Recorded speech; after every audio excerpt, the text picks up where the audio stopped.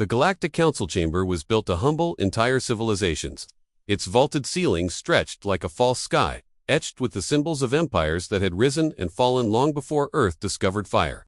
When the human delegation entered, the murmurs began immediately. Clicks, hisses, harmonic laughter echoing from 100 alien throats. Humanity had been invited as a formality, nothing more. A developing species, they called it. Barely interstellar. Barely relevant. The counselors glanced at the human ambassador, as one might glance at a curiosity preserved in a museum case. The accusations began politely, then sharpened.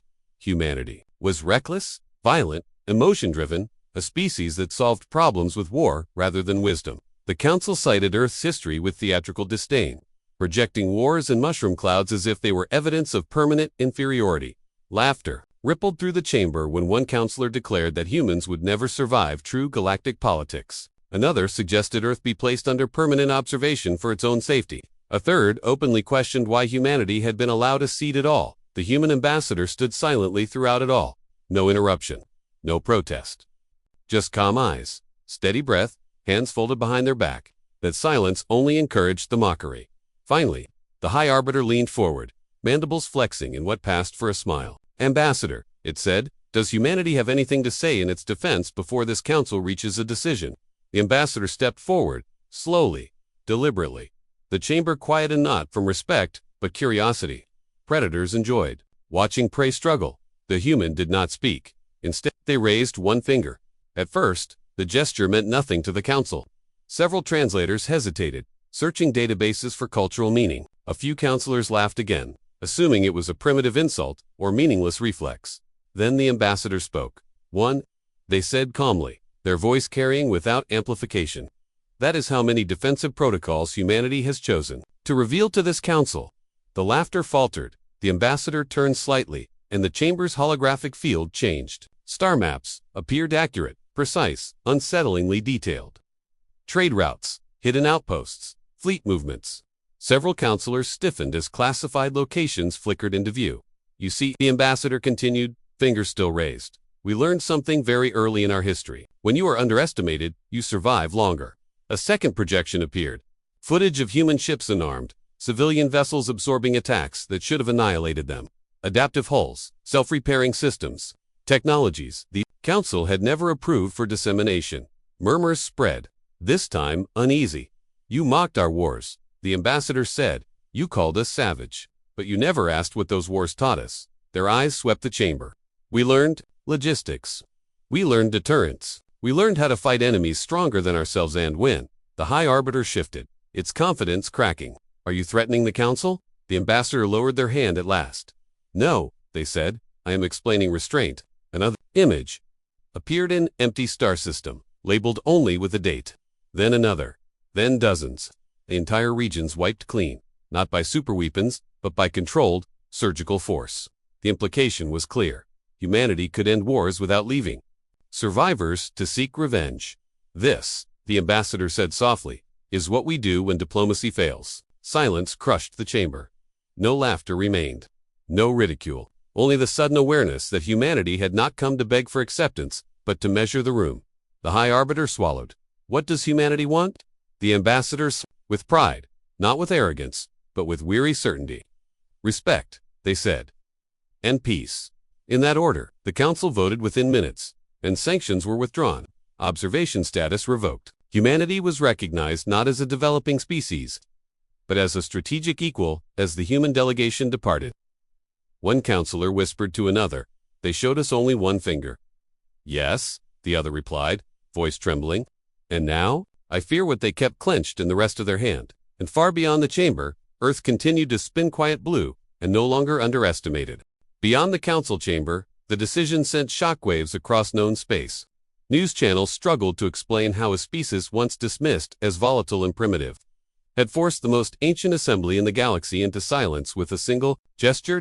Within the council itself, emergency sessions were convened behind sealed doors. Analysts replayed the human ambassador's words frame by frame, tone by tone, searching for hidden meanings they might have missed. The more they examined, the clearer one truth became. Humanity had spoken carefully, revealing only what was necessary. Cesrel elder species began quietly re-evaluating their military doctrines. Human strategies did not rely on overwhelming firepower alone, but on adaptability, redundancy, and psychological pressure. Concepts long ignored as an were suddenly, frighteningly effective. Trade guilds moved next. Routes that once bypassed Earth were recalculated overnight. If humanity truly possessed the intelligence reach they had demonstrated, ignoring them was no longer safe or profitable. Embassies requested meetings.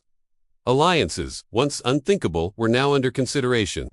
On Earth, the ambassador's return was met without parades. No grand speeches. Just a closed-door briefing to planetary leadership.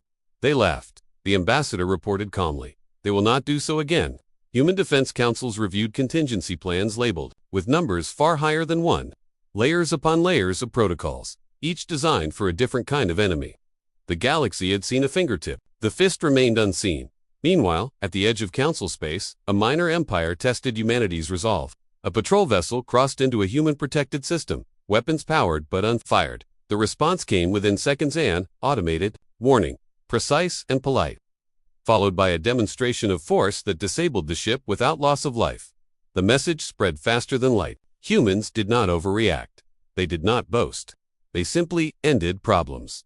Back at the Galactic Council, the High Arbiter found their authority subtly diminished. Decisions involving humanity required consultation. Not because the humans demanded height, but because ignoring them felt dangerous. Some counselors resented this shift. Others feared it. A few, wiser than the rest, felt relief. At last, there was a species that understood both war and restraint. One junior counselor finally asked, the question many had avoided. Why show us anything at all? Why not stay hidden? The answer came through a formal transmission from Earth. Because secrecy breeds panic, it read, and panic leads to extinction. Human philosophers debated the moment endlessly. Some argued the raised finger was a threat. Others insisted it was a warning. Most agreed it was a promise. Humanity would not strike first, but would strike last, across alien worlds. Children would one day study that council session in their history matrices, not as the moment humanity declared dominance, but as the moment the galaxy learned a dangerous lesson. Never mistake silence for weakness. Never confuse patience with fear, and when a human raises just one finger, understand that it is mercy you are witnessing, not limitation. The council voted within minutes. Sanctions were withdrawn. Observation status revoked. Humanity was recognized not as a developing species, but as a strategic equal. As the human delegation departed, one counselor whispered to another, "They showed us only one finger." "Yes," the other replied, voice trembling. "And now, I fear what they kept clenched in the rest of their hand." And far beyond the chamber, Earth continued to spin, quiet, blue, and no longer underestimated. In the cycles that followed, humanity's presence reshaped galactic behavior in ways no fleet ever had. Borders grew quieter. Long-standing skirmishes paused, not because peace treaties were signed, but because every side began asking the same question: how would the humans respond? The Galactic Council commissioned a classified study titled The Human Variable. Its conclusion was unsettling. Humanity's greatest strength was not technology or numbers, but mindset. Humans planned for failure as thoroughly as for success, and treated worst-case scenarios as merely another day at the office. Some elder species attempted imitation.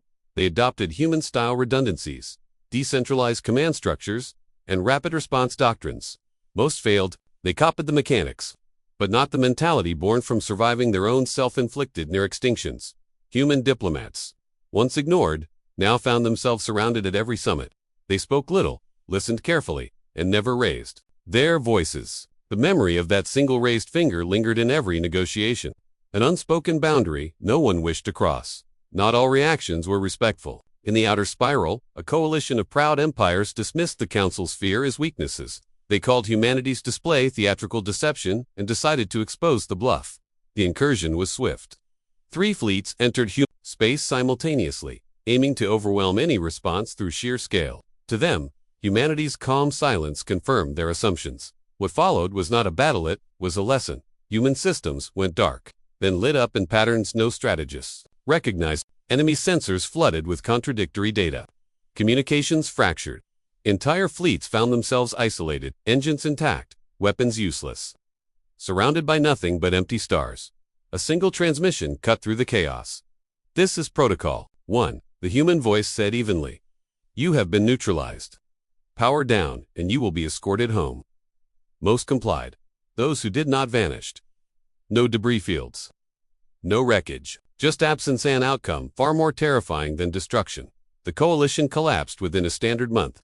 Their leaders were returned alive, unharmed, and profoundly shaken.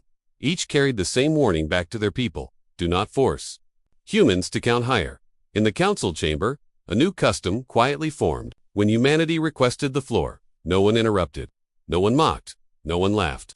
Respect had replaced ridicule, not through conquest, but through clarity. The original ambassador retired soon after. Their final address was brief. We raised one finger, they said, so that we would never have to raise a fist. Their words were etched into the council archives, studied by generations who never again questioned why humanity had been underestimated.